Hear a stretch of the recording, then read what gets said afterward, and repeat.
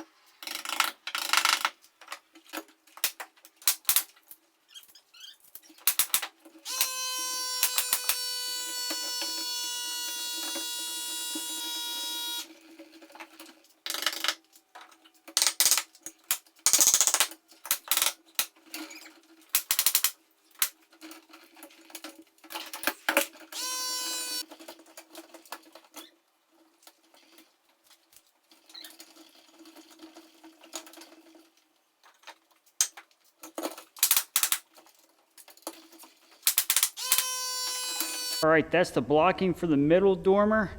And now that you got all your blocking done, what we need to do is go up on the roof and shoot down through those wall sill plates into those blocks we just put in. So we're gonna get up on the roof and we're gonna do that. Okay, here I am going to secure the walls on the other dormers. Those nails that were sticking up there were pecked up through the roof from the bottom before I put the block in, because that is where the blocks went. I don't know if you remember me saying, but those were marker nails, so I knew where to put the blocks from underneath anyways. So now I'm just hitting those back down, and now I'm shooting this securely to the blocks.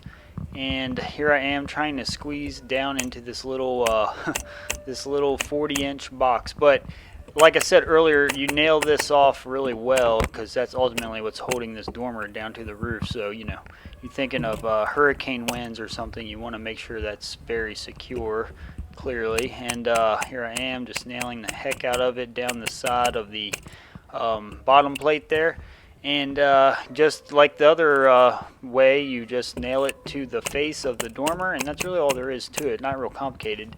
And in this gun, you just see me load it. It's very easy to load. You pull a little slide back on the magazine and then put the nails in and release the slide, and it pushes them into the nose of the framing nailer, and it's pretty simple. Now what I do here is toenail from the front down in, because as you can see on the inside, the face, there wasn't much to nail through.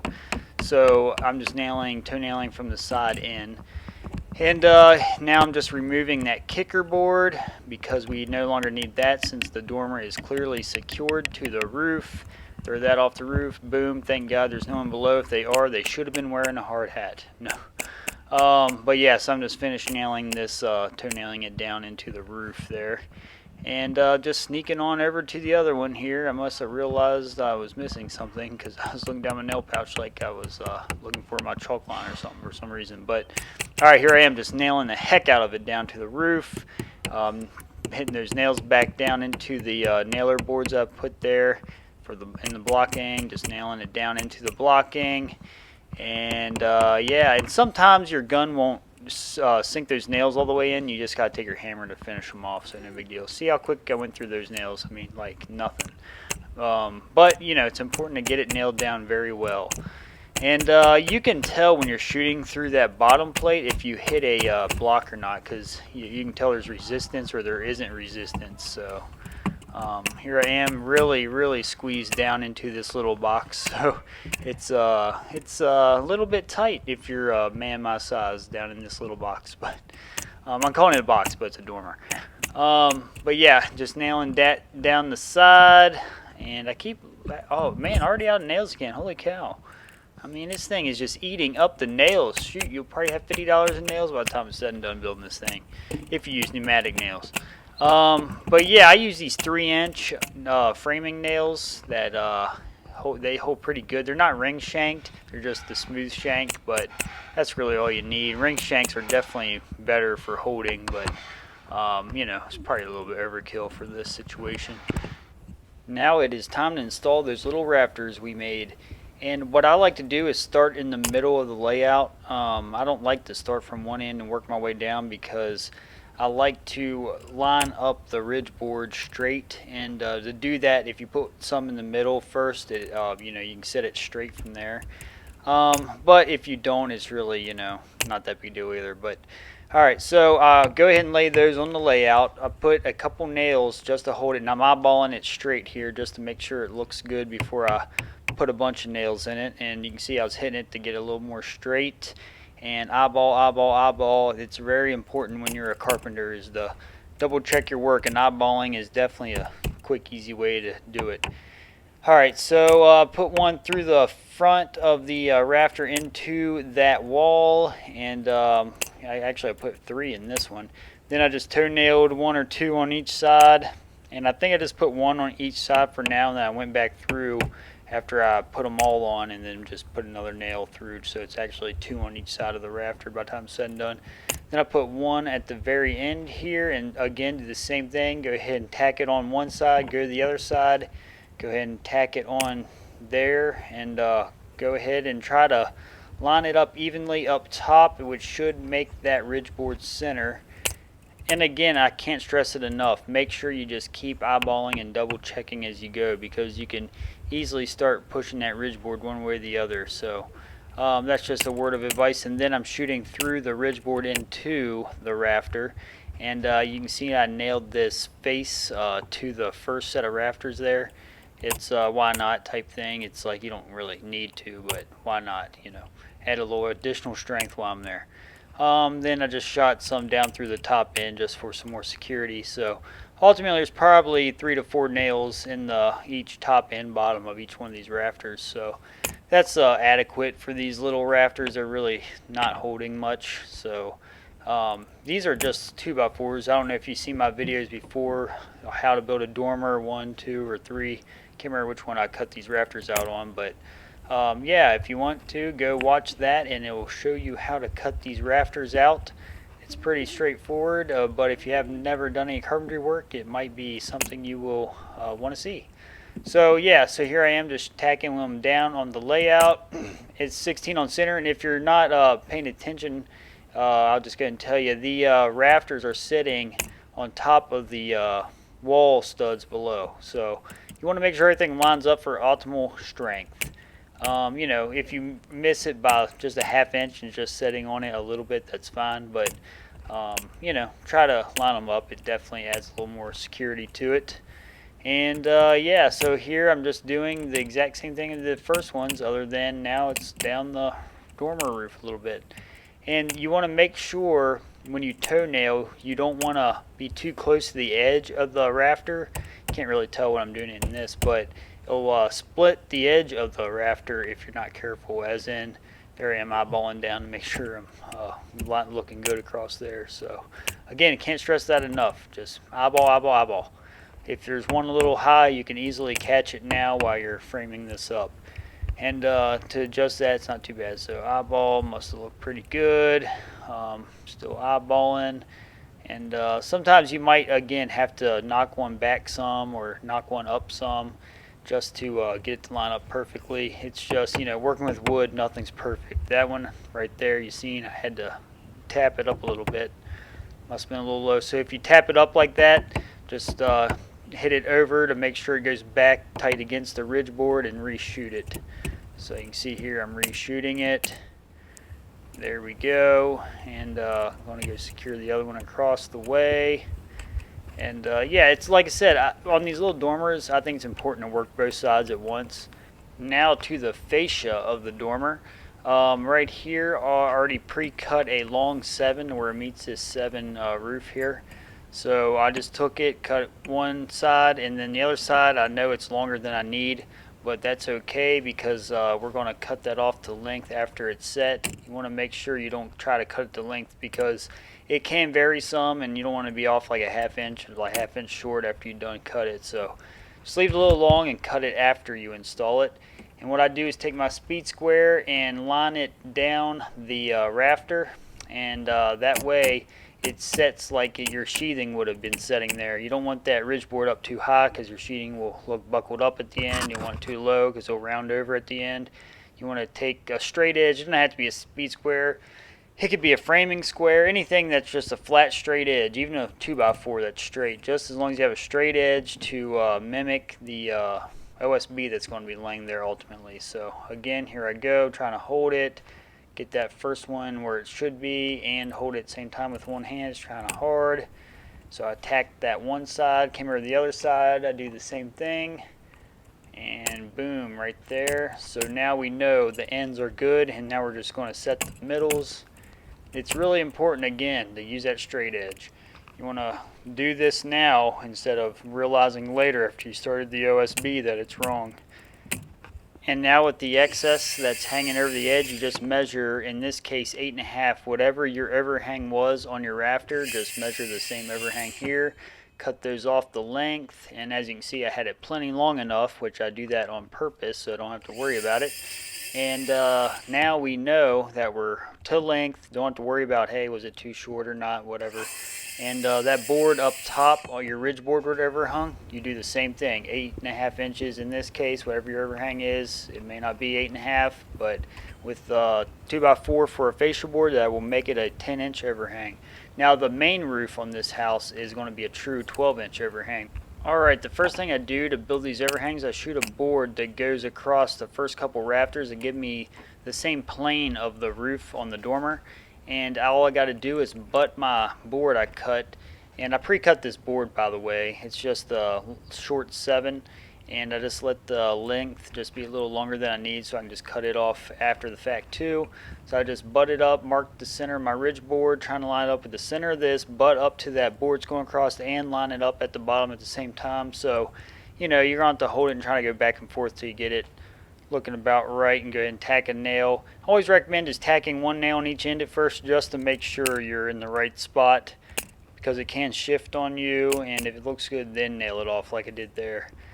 And over on the other side, line it up, shoot it off, same thing, get that done. And now we are going to go ahead and cut off the excess of the overhang there.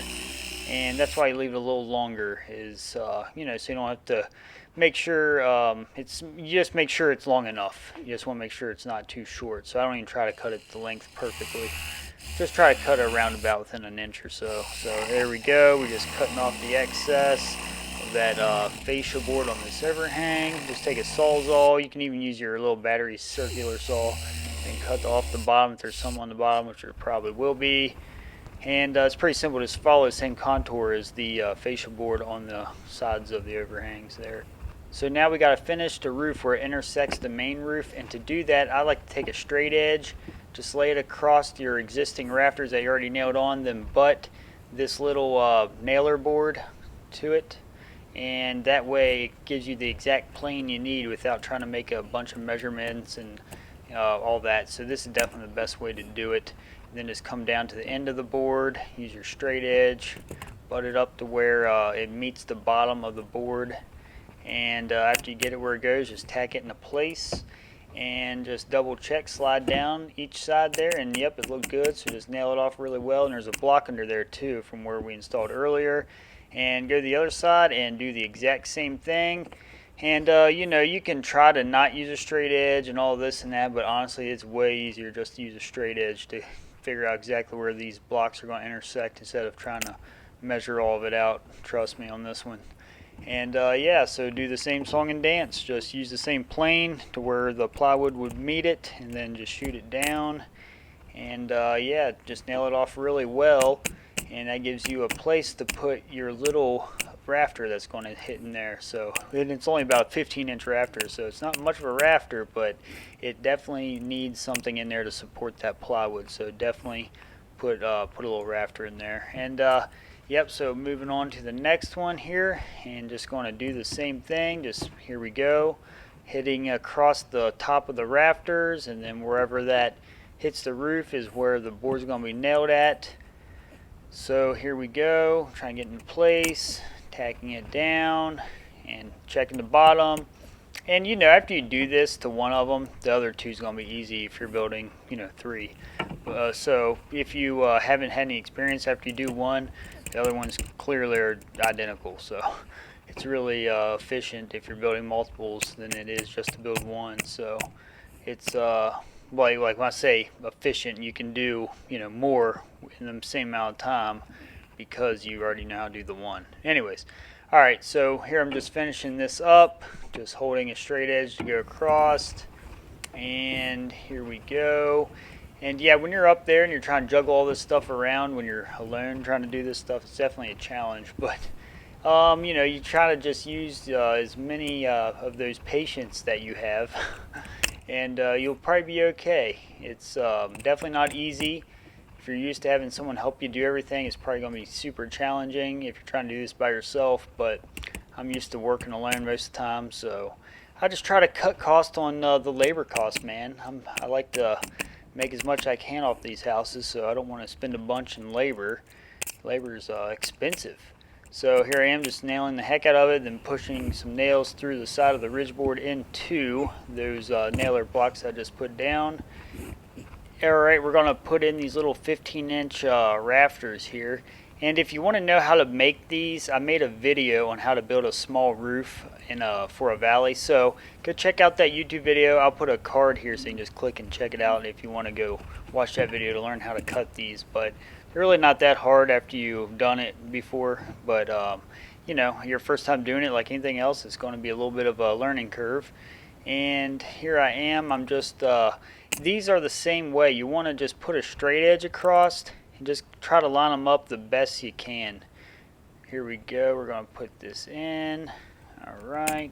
And you know, you don't want to try to force these on the exact layout. You might have to shift it up or down the roof a little bit to get them to fit really well. If not, you'll be there all day just cutting off 1/16 and 1/8 inch and all this and that to try to get perfect. Doesn't have to be perfect as long as it's in there and able to hold the plywood on the correct plane. That is all you need it to do. So here we go, jumping on the other side. We're going to do this one. Again, just put the straight edge for a plane and then butt up right against it. So now we're on the same plane of the roof. And here we are. Again, we're trying to hold that board then with one hand, then hold the rafter with the other, then the nail guns in the other hand. It's a little bit of a juggle, but yeah, here we go. Just tack that down to place and nail it off. Like I said, 3 or 4 on each end, and that's all there is to that. It's not too bad. Like I said, after you do one, you can do 100 of them. Now it is time to install the sheathing on top of these dormers that I've been waiting to do for a while. I just can't wait to get these roofs on these dormers. Alright, so yeah, first thing you want to do, I already cut them all the length. You just want to make sure you measure the width and the height of the plywood. And it's going to break out somewhere on a actual rafter, and it's not going to break out somewhere on the roof there because it's not long enough. So go ahead and cut it. This one I think was 76 inches. Just line up on one side, tack it, line up the other and tack it. Then just nail it off, and I'm just double checking, make sure everything looks good. Make sure you put 6 inches apart around the sides, and then the fields no more than 8 inches apart. So, you know, on these I think I may even just did 6 inches apart on the whole thing. Just, they're not real big roofs, so why not? You might use 10 more nails on each side, but you know, what's 10 more nails? Here we go, just nailing the edge off nice and solid across there. We want it solid. And then the same thing on the edges. It looks like I was 4 to 6 inches from there, and no big deal. Nailing off the fields. And if you shoot and miss a rafter, you can definitely tell. You can tell it just shoots right through that plywood like nothing. If there's a rafter underneath, it'll definitely give you a little recoil. So that's just a little pointer while you're nailing this thing off. If you're doing it by hand, you'll definitely be able to tell. Very easy that way. And I'm just making sure they're all sunk properly. And that's all there is to installing a piece of plywood on these dormers. In the edges where it meets the roof, you obviously just measure the length and the width of that, then cut that angle, and it's probably going to be the same measurement on all your dormers. So just a little tip. Alright guys, if you look behind me, that is the final product of the dormers framed up. Now let's get up on the roof and look at them close. Alright, here they are up close, and I wanted to show you the returns I built on them. Right, here's the returns. There's so many ways you can build these, but I just figured I'd show you how I build them. What I do is I take a 2x6, run it out, and then I cut it to slide up into the overhang. That way it gives me something to nail to out here, because if you use a 2x4, it's not big enough. So that way, you know, it makes it plenty strong, and that gives you a nice place to put your finish, whatever you do to wrap your returns. So anyways, that's the returns. Here's the face. Obviously, I still got to cut the windows out, and then I got to come up here and siding it. But how to frame them is right here, what you see. And when you run your shingles or metal up to these dormers, you need to make sure you flash that really well, and the same around the front, obviously. But yeah, here they are. And I did add these boards to help reinforce the overhang a little more. So that way, as you can see, they're very strong. Nothing wrong with that. And if we go up here, I got my rhino roof on it. Look down the tops, they line up really well. And if you come over here, you can tell I ran out of rhino roof and had to switch to regular felt. I had some from the old house, the hardwood floor I did. So that is all there is to it. Alright guys, I want to thank you for watching all of these dormer series. That's the end of them, and the next time I'm up here on the roof doing something, it'll be shingles, so be sure to stay tuned for that. And I want to say thanks again, and I'll see you in the next video. Peace.